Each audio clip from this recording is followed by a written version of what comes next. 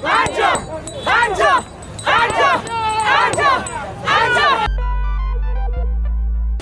know, there are many issues at play in the minds of the public, and the pandemic, without question, the government has handled it well. But the negative effects, especially the economic effects, will be telling on people right now. It's back to school. People have lost their jobs. I'm, seeing things circulating on social media regarding, the tourism industry, that, some sectors of the industry are benefiting while others can't because of the protocols. So it's a very difficult time for the country, and that's why the campaign is about recovery, recovering stronger, building back better than before. But an important part of the campaign is unity, togetherness. If we are together, if we are unified, we will recover. With all crises, it shows up the weaknesses in society. And this is a society that is very uneven. It is very unequal. And people are very mistrusting of government, because whenever governments have to use extraordinary powers in the past, then not necessarily have been used in a just way. I think the break with that, however, is that this government has tried very hard to be fair in whatever we do, and to look at all sides and be balanced and be even. It's an electorate that can be random. I mean, they vote on all kinds of issues and all kinds of reasons. Logic doesn't always follow, so the campaign has to be on message, it has to be structured, and it can't be diverted into all kinds of areas. The opposition is going to try and paint a negative picture and to sell a glorious picture of themselves and to promise. And there are some who will buy into that. They're historically PNP supporters, they have grown up traditionally PNP, and that's what they know. But there is a middle Jamaica that is reasonable, that is balanced, that is thinking. And they weigh the balance of the two political parties. And I feel that we have done enough to show that even if we haven't been perfect, even if we haven't done everything, that we have done most things. So Scores of people are added to the list of COVID-19 cases. Has the government dropped the ball in terms of containing the virus? No. So if you look at the management of the pandemic, you would say that there are two phases, well, three. The first phase was to, as long as possible, prevent the virus from getting here. The virus started in January, or before that in December. It didn't get here until March. So if you were to grade the government, we did very well. The next phase was to contain it once it got here. We contained it, and we would say right now it is contained. The challenge, however, is that you will go into another phase of the pandemic, as you have seen all around the world. It is not going to be possible with this particular pandemic to contain it. Containing it comes with a challenge, and that is, to contain it, you have to stop movement, close your borders, and effectively cripple your economy. Can we do that forever? No, we can't.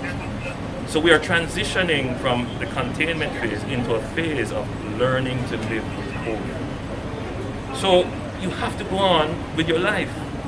You can't allow your institutions to collapse. You can't allow democracy to fail because of COVID. You can't allow security to fail because of COVID. You can't allow the economy to collapse because of COVID. Which is why we stress the infection control and prevention measures, wearing of masks, social distancing. This is something that you're going to hear for the next year. This is something we're going to have to integrate into our schools curriculum. You're going to have to see more ads within the campaign. It has to be a part of the campaign. Whether or not the PNP can manage that, my personal view, and I'm not being political, is that if you were to judge them on the management of chikungunya, on the management of all the other, I mean, I don't even want to bring up, the management of healthcare with, babies, forget that. But if you were to just look at the track record of the PNP in managing crisis, I worry. Because the truth is, were the PNP managing the country during COVID, it would be much worse. And nobody can question that. Their history and track record proves that. But as you talk about the transition, Prime Minister, many are questioning whether this is the right time for you to call the election in light of the spike. But put it to you this way. No. So I looked at New Zealand's, and I looked very carefully at what she's doing. And I look at Jamaica. Two different countries. New Zealand has reserves. they can go into extended lockdown. That's their decision. Jamaica can't. Right now as we speak, there are people planning to demonstrate because we have taken a health decision regarding ensuring that the resilient corridor is maintained. Two different political considerations. So we have made a decision, we have to move ahead because remember now, and I sympathize with the people in the tourism industry, 40% of our foreign exchange comes from tourism. These are realities that we have to face. So I think we can move ahead safely. I think the strategies that we have put in place in terms of whenever we see an outbreak, jump on it right away. The public can never say we have hidden anything from them regarding this pandemic. Every issue we have put it out there. The public understands. So even during the pandemic, the situation regarding St. Thomas came up. You know, other governments may say, well, leave it, keep it quiet, it might affect the campaign. Yesterday I was on putting in measures to control. So the public can be assured that even in the campaign, if measures are necessary, I am prepared to take them. So, you know, even within my own party, people who have been exposed, you cannot. You have to quarantine. So we have been very strict in the management of the campaign, even in the pandemic. What would be the plans for continuity of government considering? Sorry, you don't mind me taking her question? Any consideration to testing candidates over the next 2 weeks? It is always under well, put it this way. We encourage them to get tested. Once there is any hint of them being in proximity or contact, we ensure that they are tested. Right now, for candidates, I would encourage them to, if they feel ill, immediately get tested and, you know, quarantine. It's just the wise thing to do. Is the opposition leader's health an issue in this campaign? But I have not made it one. Will the JLP make it one? I represent the JLP. So, no, look, I don't do dirty politics. I've never done it. You can check my record. I leave that to the PNP. They will go negative, they will go low. My thing is, let's get this election over with. Let's get back to business. The pandemic is still on. All the glorious promises you're hearing, just check their track record. They are the same ones who told you, after election, we will cut your electricity bill. We remove GCT off electricity. You remember that promise? It's the same promise. Oh, when you win, we're going to give everybody duty concession. Oh, we're going to build 170,000 houses. They were government for 18 years, and then 4.5, and they never built 5,000 houses in their last 4 years. What is going to change? So, you know, the Jamaican people are hopeful people. They are looking for hope. But I worry about false hope and false prophets. You had some promises of your own, Prime Minister, constitutional reform and so on. What do you say to people who would look on to what you said in 2016 but have not achieved them? You know, let me be frank with you. That's a good question. When it comes to constitutional reform versus building houses versus 1.5, they're in two different categories. Constitutional reforms, first of all, requires in many instances the cooperation of the opposition.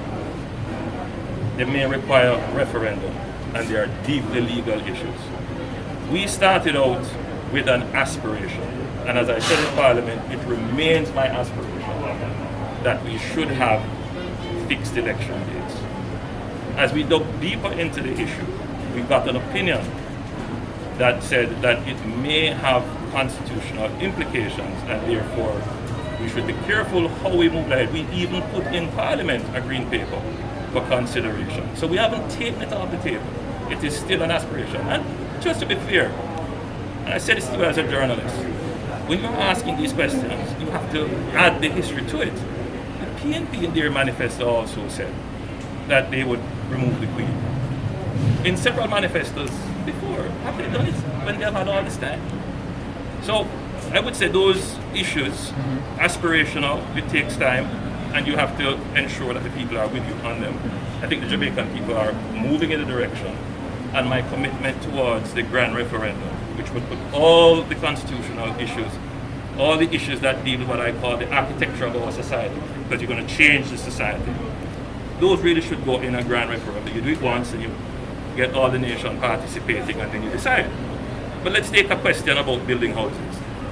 Let's take a question about giving concessions, or let's take a question about, for example, which we did, increasing the income tax threshold.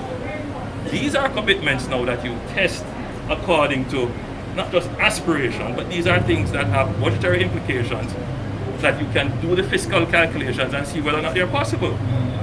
So I'm saying that whatever is presented in a manifesto, take out the constitutional issues, draw for your pen and paper, and see if it is possible. You're riding high in the polls, Mr. Prime Minister. No Prime Minister. I don't know about that, and I don't. Let me be frank with you. Yes.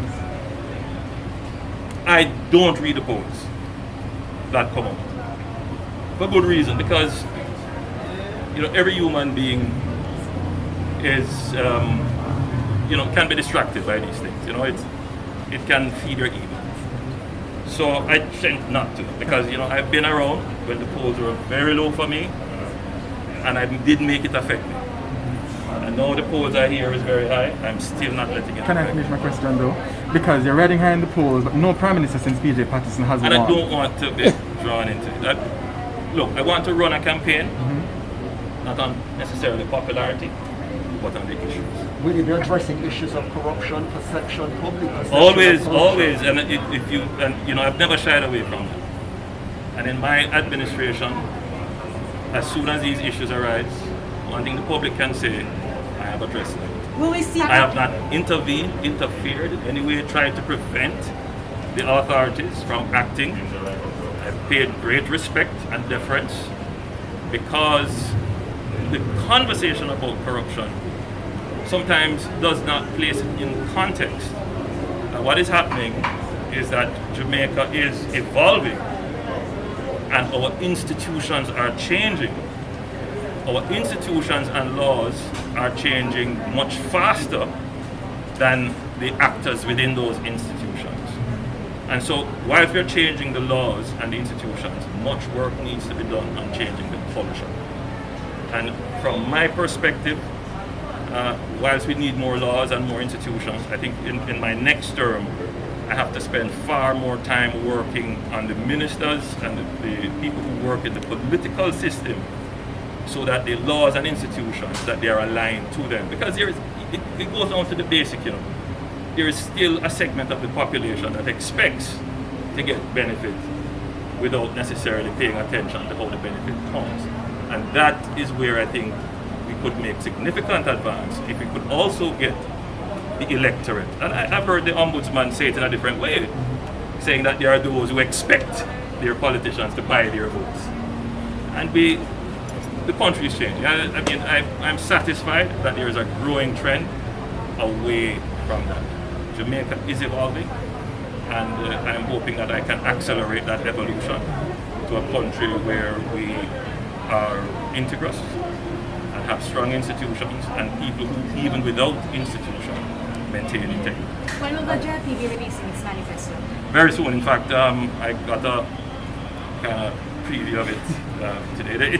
They're doing their final touches to it. So. What is your latest briefing? What's the plan to address tensions, particularly in the seat where Colonel Charles Jr. is being represented in fact? Last night, very late, I got a text from Colonel Jr. about the murder of one of his workers. Colonel, being a lawyer, was very careful not to ascribe blame. But it was very clear that he was deeply himself, because someone who became personally deeply hurt, and that he holds the view that it is, there is some kind of political motivation behind it. What I would say to this is that I'm worried that there is a strategy by the opposition of confrontation. Can't put it any higher than that. When I was touring in Trelawney, right where I had my meeting, there was no reason for the PNP to mobilize their supporters with a sound system to try and compete with me in the square. When we reached the Clarkstown, the same thing. When we headed further into Trelawney, the same thing. When we were touring in West Central St. James, the same thing. In Central Kingston last night, the same thing. There seems to be a strategy of presence and confrontation. And I think that is the old style that we are evolving from. And I'm really, really hoping that this is not something that will be a feature of their campaign. With the dancehall beats you're using to sort of as a soundtrack for your campaign, are you actually reaching younger people who normally, generally, don't tend to vote? So let me say that we spend a lot of effort on music, dancehall in particular. But to my surprise, we did not commission most of the tracks that are out there. People volunteered, people just put music out. And I'm happy for that, because there was a time when a dancehall artist or a reggae artist wouldn't even dare enter into the political arena. I remember one artist, I'd asked him to perform for me, and he did. And he said he was getting threats from the opposition. This is a sign of the evolution of the country. It should be that artists should be free to express their political opinions without fear. The music needs to do that, because it is the most powerful tool of communication we have. And it can be used for social commentary. It can be used to change people's outlook. So you're happy with the Mr. Universe? Well, look, I clearly am not Mr. Universe, right? I mean, you're a builder. I'm the builder, right? Maybe 10 years ago I would consider Mr. Universe. But look, it is, I consider it complimentary. But yeah, I like it. Prime Minister, one more question. Your response to the concerns raised by the Least Flat Forested and East Kirkland Heights residents in relation to they wrote to you. What's your response? Yeah, I read the letter, and I've passed it on to the relevant agencies to do their checks and investigations. Obviously, it's a matter that involves my wife, so I have to be very careful about it. It will be handled strictly by the rules, and it is also a legal matter. So what I will say has been very limited. Prime Minister, regarding Southeast St. Anne, we realize your previous candidate, Dr. Ransom, was removed. Had it been a more high-profile candidate, would the jail be willing to take the position that they took to remove him? Minister Montague is though in quarantine awaiting his test results. He did not himself nominate today, so that answers your question. We are very serious about the COVID. As much as we can, we, the representatives, must maintain the rules. We can't get every person who is on campaign with us to obey the rules, but we must obey the rules.